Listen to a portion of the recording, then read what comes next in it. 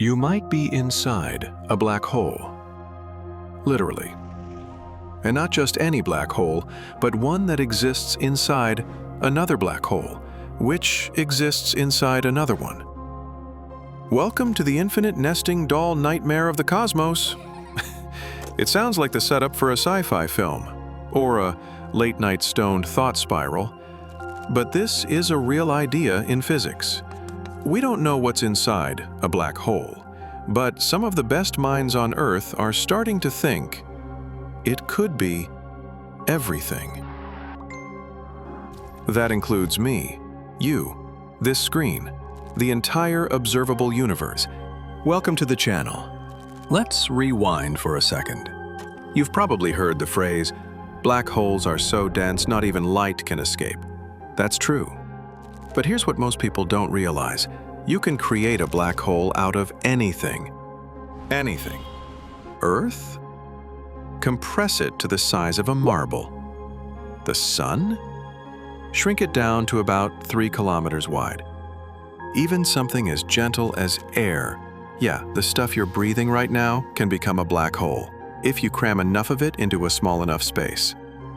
See, a black hole forms when mass gets squeezed so tightly that it crosses a threshold where gravity takes over and there's no going back. No need for fire, no explosion, no fanfare, just silence and collapse. But here's where it starts to mess with your head. The bigger a black hole is, the less dense it has to be. Let me say that again. If you make a black hole big enough, cosmically big, it doesn't need to be dense at all. In fact, the biggest black holes we've found so far are as dense as air.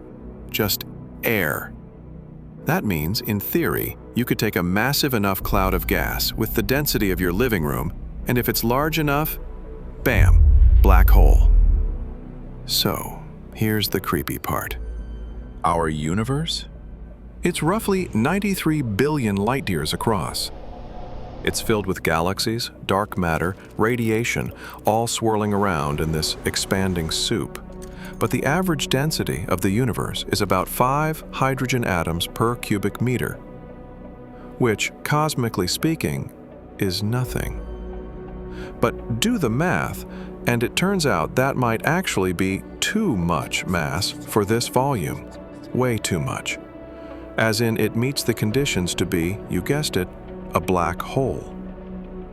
Let that sink in. The observable universe might already be a black hole. Now, obviously, things don't look like they're collapsing. We're not all getting sucked toward some doom center. Quite the opposite. The universe is expanding. That's been the cosmic headline since the Big Bang. But here's where physics flips the table on you. Let's zoom in. If you fall into a black hole, time and space switch roles. What we normally think of as space becomes time, and time becomes a direction in space. You're not falling toward a place, you're falling toward a moment, one that cannot be avoided.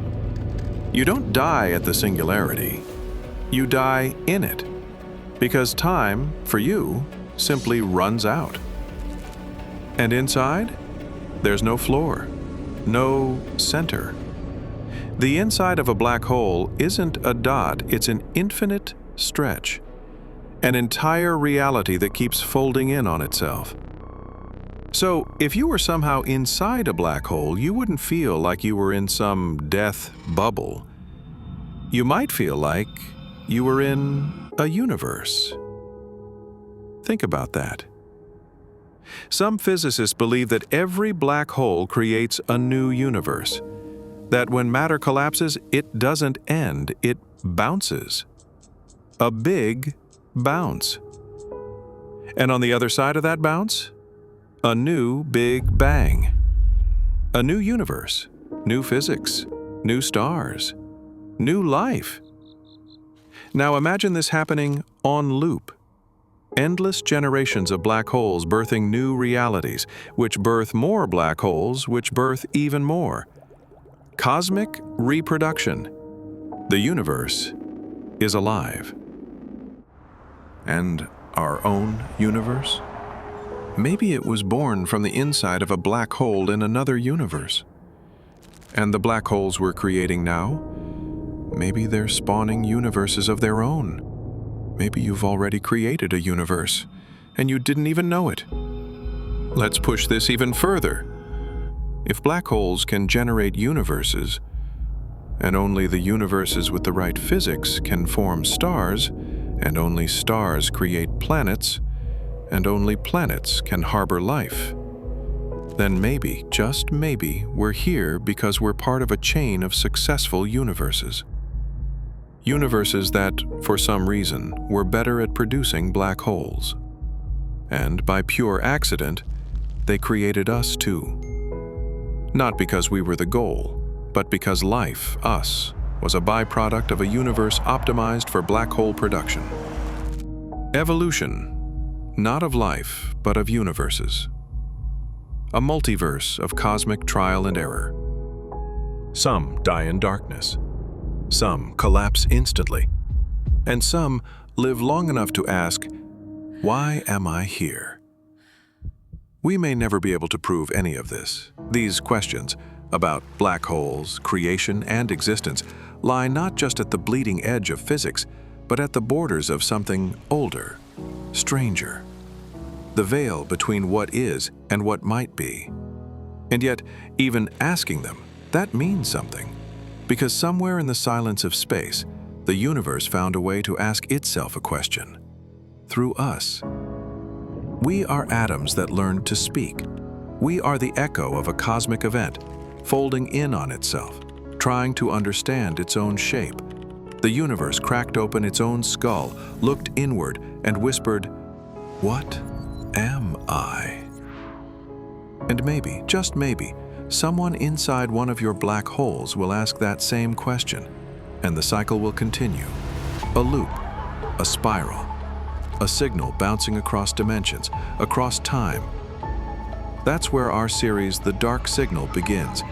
We'll be diving deeper into the strange, the speculative, the cosmic what-ifs. Stories backed by science, but bent just enough to slip into the unknown. So if this caught your imagination, what's coming next might just light a fire in it. We'll be diving into this and other strange, beautiful, and reality-bending ideas to keep our curiosity not just alive, but haunted by questions. If you enjoyed this ride through the abyss of space, click that thumbs up. And if your thirst for the unknown still lingers, I'll see you in the next one. Stay curious.